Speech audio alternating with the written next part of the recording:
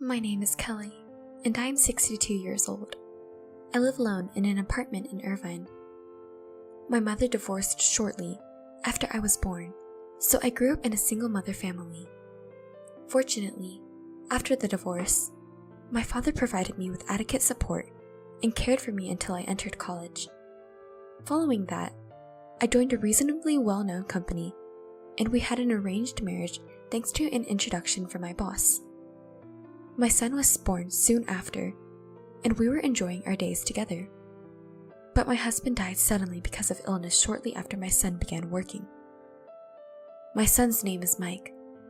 He was an honest child who cared for me as a child, but his personality began to change when he entered college. His selfishness worsened after my husband died, and he would say things like, "I'm on my own now, so leave me alone." I'd say he's become more dependable, but I'm wondering if it's because I'm getting older that I'm feeling a little lonely.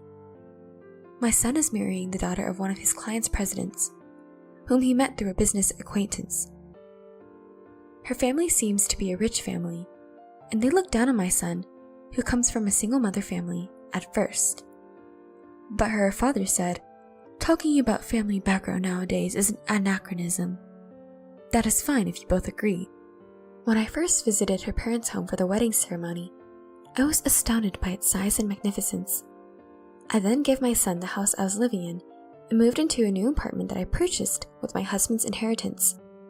It is in Irvine, but I like the peace and quiet of the suburbs. My son's wife had the temperament of a wealthy daughter from an old rich family. She seemed to look down on me, a divorced woman living in a small Irvine apartment. She seemed to think I was a poor person on a pension. "I don't mean to be rude to you, but may I ask you a question?" "Yes, what is it?" "I'm afraid you have financial problems." "Thank you for your concern, but I've been able to make a decent living." "My family is well known, and my father is the president of a well-known furniture manufacturer. He's the CEO. Do you get what I'm saying?" She boasted about her family as if it was normal to do so. "So, do you believe you'll be able to obtain financial assistance?" "What do you mean?" "Let me tell you frankly, I don't want our money going toward your living expenses." She believes I am a poor woman who will be a burden on her family. "Oh, I never thought about it." "Perhaps not now, but you will, won't you?" I was wondering what kind of education she got.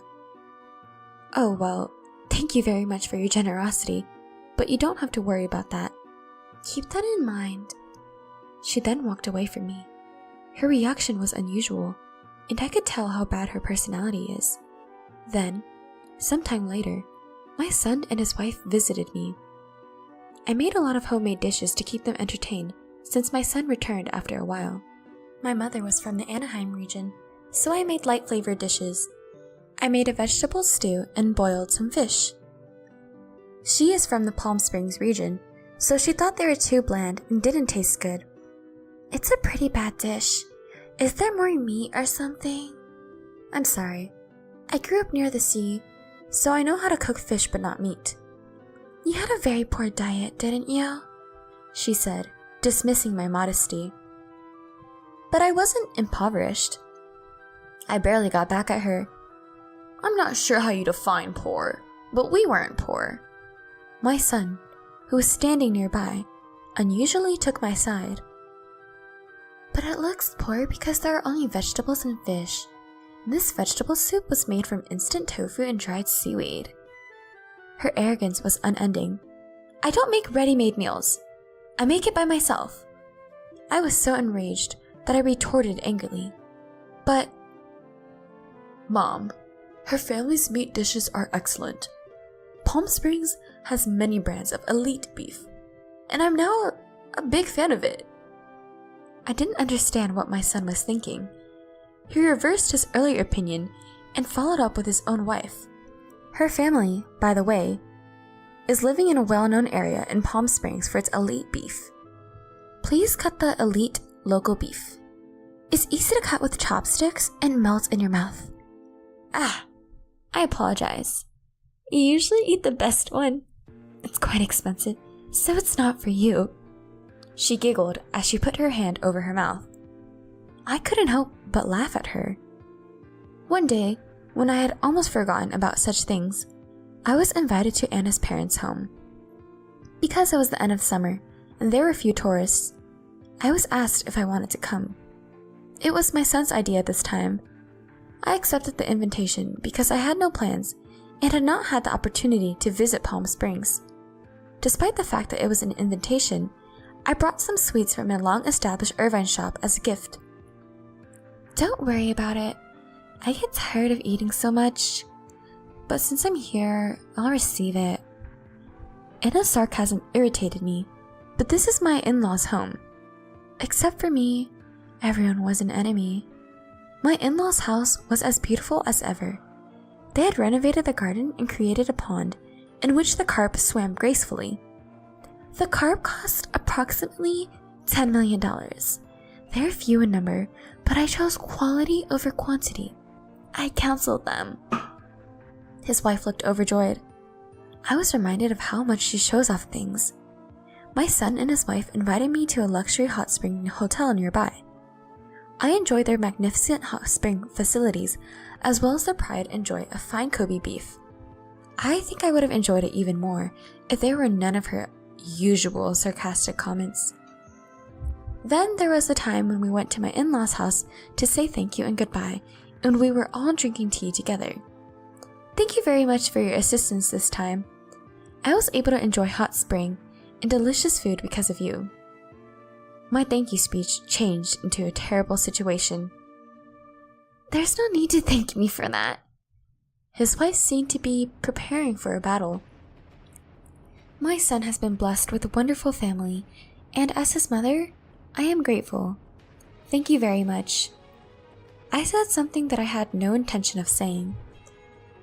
My main concern is for you. I was concerned when I saw your house. Do you live with your pension? That should be enough for a normal life. But won't it eventually run out and force you to come to my parents' house for assistance? I'd appreciate it if you could refrain. I have never considered it. No, it could happen anytime soon, could it? So I'd better get it figured out while I still could. She got in the main talk. Can you sort this out? What do you mean? I'm not even a monster. I invited you here to have one last good time with your son. Did you like it? Yes, it was enjoyable. That makes me happy. So I'm going to cut off a relationship with you once and for all. What? What do you mean?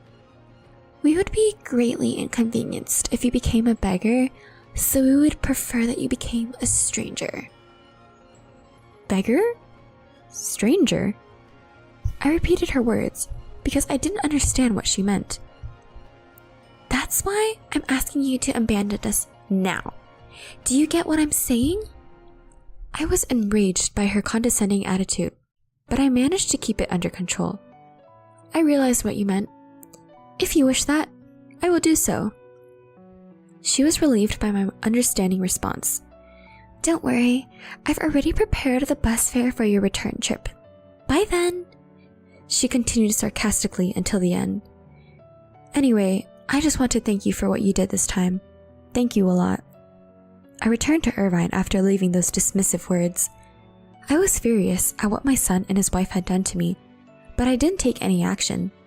Then, in an attempt to de-stress, I traveled to Beverly Hills, a city I adore. I've stopped sending money to my son for good since then. I had been giving him some of the dividends from my father's stock as pocket money, but I had no choice but to stop when he told me he was going to distance himself from me. My son begged me to keep giving him money, but I refused, saying that I would no longer support him because we broke off our relationship. Apparently, he doesn't inform his wife that I have sent him money. Anna was holding his wallet, and apparently, he was spending money from me on anime merchandise. When they got married, Anna threw all of his prized possessions away, and then he gradually began collecting them again. Then, I heard that Anna's father had passed out. Fortunately, he survived, but due to his stroke, he was unable to continue his work. And my son and his wife have assumed the roles of family governor and president. My daughter-in-law's family is quite wealthy, but the company's management was aggressive and unpopular. Since my son and his wife took over the company's management has been plagued. Clients were dissatisfied with the way the company has been run and have stopped doing business with them. I would normally have gone to see him because he was my daughter-in-law's father, but because I had been cut off from them, I did not. Anna has a similar personality to her father, so she will probably most likely conduct herself in the same way. However, she does not appear to have much business acumen in my opinion. I was concerned about her future because she is selfish and looks down on others. The company's sales have fallen as expected, and the new business she started has failed to materialize, leaving them with nothing but more debt. Sales of high-end furniture, the company's mainstay, remained slow, and it was clear that the company as a whole would lose money in the future. I was concerned, but I decided to wait and see what happened. The company then conducted a major reorganization in which the entire board of directors was replaced. My son, who became the new president, called for the main business to be downsized and new divisions to be established. I'm not sure about the specifics, but it seems that the decision was made by Anna, who is the company's largest shareholder. My son is a representative director, but he seems to have gone unnoticed. It was definitely her way of doing things. However, this was a big failure. Sales in the main business operations plummeted, and the new division performed far below expectations. The stock price dropped significantly as the company's performance deteriorated, and the company's survival became doubtful as more and more employees who had given up on the company began to resign. I had been watching the stock price, but it kept falling. Dividends were no longer paid, and the quarterly reports and stock firms' general comments were depressing. The company may be delisted soon. If the stock is delisted, it will be impossible to buy and sell shares on the market, and raising funds will be extremely difficult. Banks are unlikely to extend loans, so the only option is for them to liquidate their holdings. Her parents own a number of local forests and other properties, but they are not expected to be worth much because they are in a rural area. Still, at the end of the day, they had no choice but to sell them. I can't be bothered because I'm cut off from them. I carried on with my life in the same as before.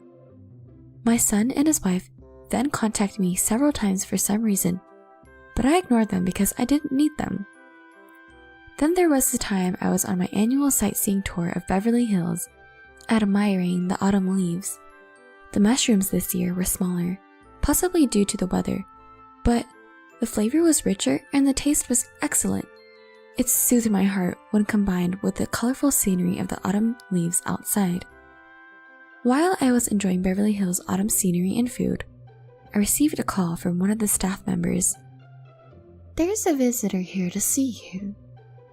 Huh? I don't have an appointment, and only a few people know I'm in Beverly Hills. What is the visitor's name? Yes, Smith. Her name is Anna Smith. Smith? I paused for a moment, but it hit me right away. I know her, but we're taking a break from each other for some reason. Please ask her to leave. Yes. She is very eager to see you.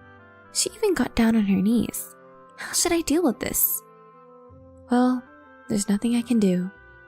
Send her to the guest room, please. I'll return once I've finished getting ready. I returned to my room and changed into something more appropriate. It's been a long time. I understand your family, and I have been cutting off our relationship.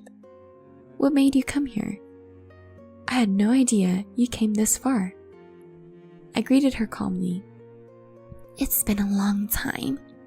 Thank you so much for forgiving me for all the disrespect I've shown you in the past. What is this? I'm not forgiving you.